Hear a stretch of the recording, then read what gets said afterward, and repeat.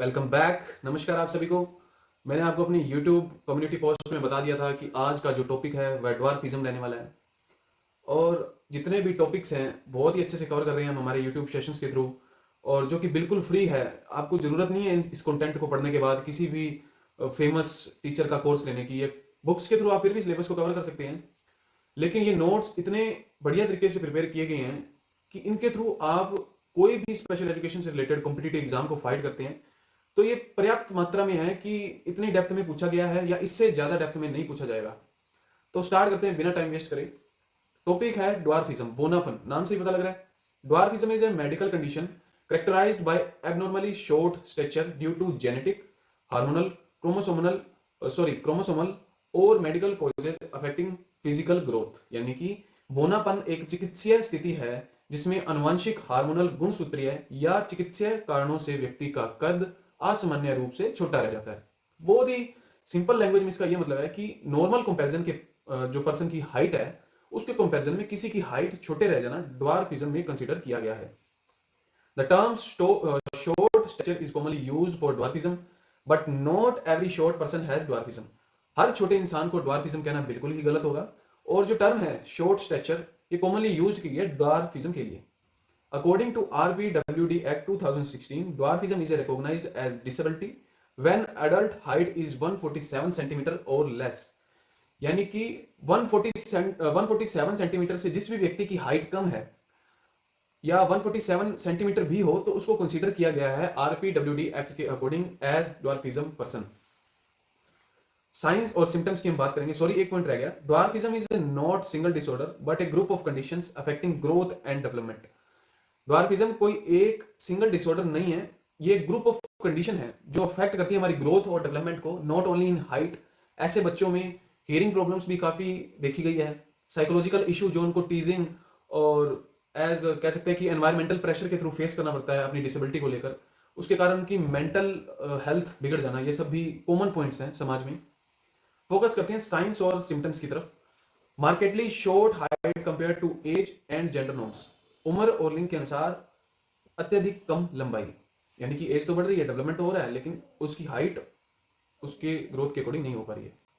अगला पॉइंट है disproportionate body structure such as short arms and legs. हाथ पैर छोटे होना और शरीर में अनुपात बिगड़ा हुआ होना, यानी कि उसके अब जिसकी हाइट छोटी है, जिस भी पर्सन को ड्वार्फिज्म है, उसके हाथ पैर तो छोटे होंगे लेकिन उसके हैंड हो गए या पैर हो गए ना, तो आपको स्वेलिंग टाइप थोड़ी सी जो स्ट्रक्चर है उसके थ्रू पता लग जाएगा कि ये दबाव में है, थोड़ी स्ट्रक्चर की रुके हुए हैं या किसी कारण उसका डेवलपमेंट नहीं हुआ है, और उनकी बनावट नॉर्मल जो पर्सन है जिसके हाथ होते हैं उससे काफ़ी अलग होगी। Delayed motor development and let walking, यानी कि मोटर विकास में देरी और देर से चलना। अब हाइट प्रभावित हो रही है ड्वार्फिज्म के कारण, यानी कि हाइट होना ही होता है, तो उनकी जो वॉकिंग है वह काफ़ी डिले होगी और लेट होगी। Large head size with prominent forehead specially in achondroplasia, या एकेंड्रोप्लेसिया भी कहते हैं हम इसको, कि जो हेड का साइज है वो काफ़ी बड़ा होना या नॉर्मल साइज से बड़ा होना। प्रोमिनेंट फोरहेड, माथा उभरा हुआ यानी कि बाहर की तरफ आना। Joint stiffness and board legs and limited mobility, यानी कि स्टिफनेस का मतलब हो गया अकड़न, कि हाथ पैर अकड़ जाना, स्टिफनेस आ जाना, उनमें टेढ़े मेढ़े पैर हो जाना, या सीमित गतिशीलता, ये लिमिटेड मोबिलिटी होना, बिल्कुल ही लिमिटेड। इनमें काफी बैक पेन देखा गया due to spinal pressure and stenosis. रीढ़ की हड्डी पर दबाव होने के कारण कई केसेस में तो रीढ़ की हड्डी भी टेढ़ी हो जाती है और इतना दबाव होता है कि पीठ का दर्द हर समय रहता है। हियरिंग प्रॉब्लम्स, मैंने आपको पहले ही ये सिम्टम बताया था कि हियरिंग प्रॉब्लम्स होना बिल्कुल नॉर्मल है, और रिकरेंट ईयर इन्फेक्शंस, इन लोगों को कान में बार बार संक्रमण हो जाता है। Psychological and social issues due to teasing and bullying, इनको बहुत सारे मेंटली प्रेशर्स के थ्रू गुजरना पड़ता है, क्योंकि समाज में इनको बहुत बुली किया जाता है, टीज किया जाता है कि बोना है या छुटकू है, इस टाइप के नेगेटिव वर्ड्स का यूज करके। टाइप्स और क्वालिफिकेशन की बात करेंगे। पहला टाइप है प्रोपोर्शनेट ड्वार्फिज्म। इसमें क्या होता है कि all body parts are proportionate but growth is slow and delayed. शरीर के सभी अंग समान अनुपात से बड़े होते हैं या उनका डेवलपमेंट होता है, लेकिन काफ़ी धीमी वृद्धि होती है, और जब तक वो पूरी तरह से डेवलपमेंट कर पाती हैं तब तक एज फैक्टर काफ़ी बढ़ जाता है। मेनली कोज्ड बाय हार्मोनल और मेटाबॉलिक डिसऑर्डर्स, मुख्यतः हार्मोनल या मेटाबॉलिक डिसऑर्डर्स जो होते हैं उनके विकार या उनके कारण ये पाया गया है proportionate dwarfism. Common causes include growth hormone deficiency and hypothyroidism या कह सकते हैं कि हाइपोथायरॉयडिज्म। अब इनके जो कॉमन कोजेज हैं ये इंक्लूड करते हैं ग्रोथ हार्मोन में डेफिशिएंसी हो जाना, कि उन हार्मोन्स में डेफिशिएंसी हो जाना जो हमारी डेवलपमेंट या ग्रोथ में काफ़ी इंपॉर्टेंट रोल प्ले करते हैं। सेकंड है disproportionate dwarfism. Body parts are disproportionate, usually short limbs with normal trunk, यानी कि जो धड़ कह सकते हैं कि अबव शोल्डर्स जो है ये तो बिल्कुल नॉर्मल होगा हेड का साइज, लेकिन इनके हाथ पैर जो है वो बिल्कुल ही छोटे होंगे। अपर एरिया तो डेवलपमेंट हो गया कि हेड और शोल्डर्स के अबव तो डेवलपमेंट हो चुकी है, लेकिन हाथ पैर तो उतने उतने ही ज़्यादा छोटे रह गए जितनी इनको डेवलपमेंट होने की जरूरत थी। Most common causes is achondroplasia, यानी कि genetic conditions. Most of dwarfism genetic, dwarfism होने का जो कारण है वो जेनेटिक कंडीशन ही मोस्ट प्रोबेबली गिना गया है। सबसे सामान्य कारण आनुवंशिकता ही है। Head appears large and legs are broad, सिर बड़ा और पैर टेढ़े दिखाई देते हैं। कारण क्या है? Genetic mutation such as FGFR3, जिसको जीन म्यूटेशन भी कहते हैं। ये सबसे इंपॉर्टेंट कोज कह सकते हैं इसको, कि जीन में परिवर्तन हो जाना, जिसका नाम है FGFR3। ये आप नोट डाउन कर सकते हैं एग्जाम पॉइंट ऑफ व्यू से, काफ़ी इंपॉर्टेंट चीज़ है और काफ़ी इंपॉर्टेंट कोज है। Chromosomal disorder like Turner syndromes in females, यानी कि टर्नर सिंड्रोम का पाया जाना इन फीमेल्स, ये भी एक कोज है। Hormonal imbalance specially growth hormone deficiency, ये तो मेन कोज है और ये इसीलिए रिपीट किया गया है, और यही कोज है जो बार बार देखा गया है, या यही मेन कोज है इसके कारण कि ग्रोथ हार्मोन जो हमारा अफेक्ट होता है उसी के कारण हमारे को ड्वार्फिज्म होता है। मल and chronic diseases during childhood, बचपन में मल न्यूट्रिशन रह जाना या माल न्यूट्रिशन भी कह देते हैं आप इसको, और कोई क्रोनिक डिजीज हो जाना चाइल्डहुड के अंदर ड्यूरिंग चाइल्डहुड, ड्वार्फिज्म का कारण बन सकता है। Prenatal growth retardation and maternal health issues, यानी कि गर्भावस्था के दौरान विकास में कमी या मातृ स्वास्थ्य समस्याएं, मैटरनल हेल्थ इश्यूज। कॉम्प्लिकेशंस की बात करेंगे तो board legs and arthritis causing leg pain, टेढ़े पैर और गठिया के कारण पैरों में दर्द होता है। Spinal stenosis leading to nerve compression, या स्पाइनल स्टेनोसिस से नसों पर दबाव आ जाना।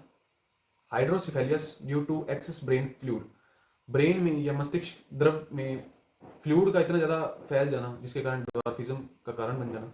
Sleep apnea causing breathing difficulties, सांस लेने में दिक्कत होती है इस सिम्टम्स के through. Delayed motor skills and fatigue with weight gain, motor कौशल में देरी और वजन बढ़ने से थकान हो जाना, कि हाइट का डेवलपमेंट तो नहीं हो पाया, लेकिन वजन तो डेवलप हो रहा है आपका, और उससे जल्दी थकान महसूस करना।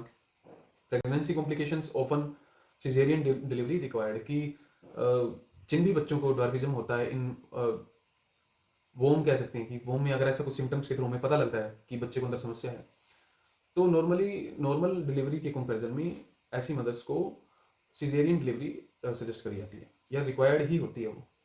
डायग्नोसिस और असेसमेंट की बात करेंगे। Clinical examination of height limbs and body proportion, कि हम क्लिनिकल एग्जामिनेशन के थ्रू उसकी हाइट्स, पर्सन की हाइट, उसके लिम्स या उसके बॉडी प्रपोर्शन का मापन करेंगे, या ये कह सकते हैं कि जांच के थ्रू अनुपात में पता लगाएंगे in comparison to normal person.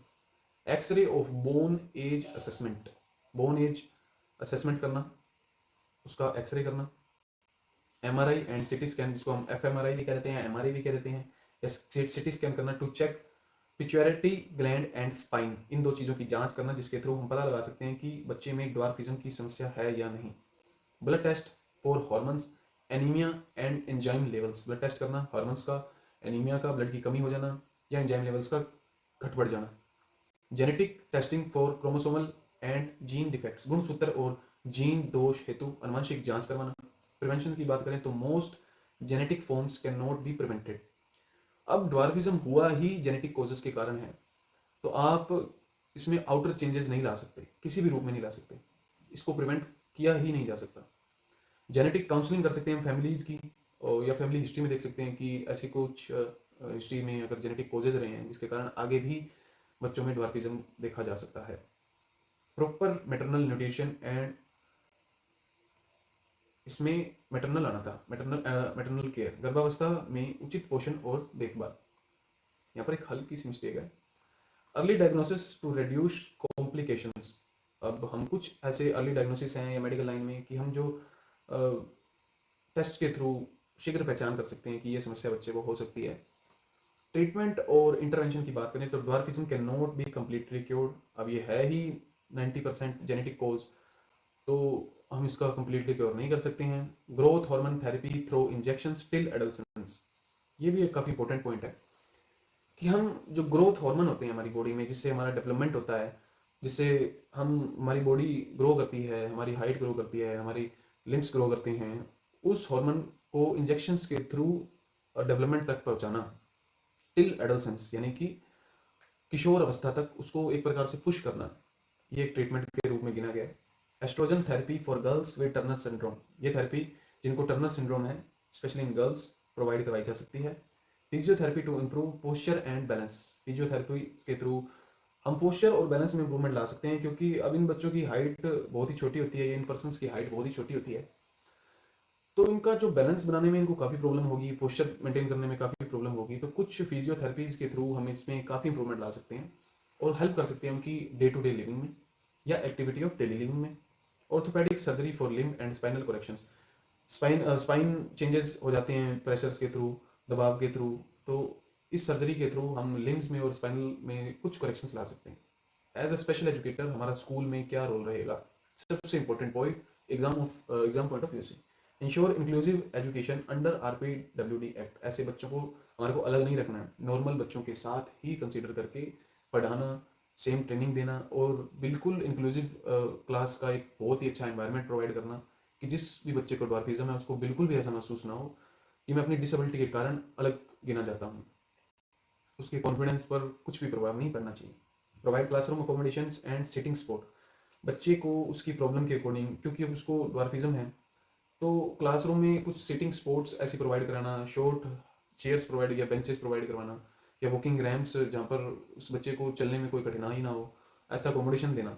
Address bullying, labelling and social stigma, हम बहुत ज़्यादा इस चीज़ में प्रयास करेंगे कि बच्चे को बुली ना किया जाए कभी भी उसकी हाइट को लेकर, इससे बच्चे में कॉन्फिडेंस की कमी होगी और बच्चा फिजिकली तो ग्रो नहीं कर पाया अपने लिम्स में, लेकिन हम बिल्कुल भी नहीं चाहेंगे कि बच्चा बुली के कारण या टीजिंग के कारण अपनी मेंटल ग्रोथ में रुके या कोई भी रुकावट उसकी मेंटल प्रोसेस में बाधा बने। Promote self esteem and peer acceptance, हम ऐसा एनवायरनमेंट बच्चे को क्रिएट करके देंगे जिससे बच्चे का साहस बढ़े, और जो पीयर है, जो उसके सहपाठी कह सकते हैं हम, उनमें एक स्वीकृति है, एक्सेप्टेंस है कि ये भी हमारा क्लासमेट है और हमें इसके साथ ही स्टडी करना है। और जिस भी बच्चे को ड्वार्फिज्म है उसको बिल्कुल भी ऐसा महसूस ना हो कि मैं अलग हूँ या मेरी डिसेबिलिटी के कारण मैं एक लो कैटेगरी या लो एनवायरमेंटल, या कह सकते हैं कि ऐसे समाज से हूँ कि मेरे को अलग ही रखा जाए। कोऑर्डिनेट विद पेरेंट्स, बच्चे के पेरेंट्स से हम कोऑर्डिनेट करेंगे, डॉक्टर से करेंगे, और स्पेशली उन थेरेपिस्ट से जो बच्चे को स्पाइनल करेक्शन के लिए या किसी भी पेन के लिए या उनके पोस्चर के लिए, बैलेंस के लिए उनको थेरेपी प्रोवाइड करवा रहे हैं। वन लाइन हिस्ट्री में अगर हम बात करें तो this dwarfism has been described since ancient time से ही ड्वार्फिज्म को डिस्क्राइब किया गया है with modern genetics explanations emerging in 20th century, यानी कि आधुनिक आनुवंशिक व्याख्या 20वीं शताब्दी में विकसित हुई है। अब इसके अलग पॉइंट्स हैं, एग्जाम कह सकते हैं ओरिएंटेड पॉइंट्स, कि ड्वार्फिज्म को RPWD एक्ट 2016 के अंदर कंसीडर किया गया है। मोस्ट कॉमन कॉज है अकेंड्रोप्लेजिया, इंटेलिजेंस नॉर्मल ही होती है ऐसे बच्चों की, सिर्फ बॉडी चेंजेस देखे जाते हैं या हियरिंग में थोड़ी बहुत प्रॉब्लम देखी जाती है, इंटेलिजेंस नॉर्मल ही होती है। Focus is on management not cure, हमारा जो फोकस है वो उसके प्रबंधन पर होना चाहिए, ना कि ये कि हम उसकी बच्चे की हाइट बढ़ा देंगे। हम उसके जेनेटिक चेंजेस को कभी भी चेंज नहीं कर सकते, तो हमें ऐसा ही इन्वायरमेंट क्रिएट करना है जिसमें बच्चे को अपने पोस्चर में, अपने सिटिंग अरेंजमेंट में, बैलेंस मेंटेनिंग में प्रॉब्लम ना हो। तो ये था हमारा टॉपिक ड्वार्फिज्म। इसके बाद मिलेंगे हम नए टॉपिक के साथ, बने रहिए हमारे चैनल के साथ। और वो जो भी क्या बोलते हैं, काफ़ी चैनल्स करते हैं, वैसे हम ऐड की तरफ ज़्यादा ध्यान नहीं देते। एम और पर्पज़ यही रहता है कि बहुत ही कम टाइम में टॉपिक को कंप्लीट करवाया जाए और बिल्कुल फ्री करवाया जाए। मिलेंगे एक नई टॉपिक के साथ। Thank you.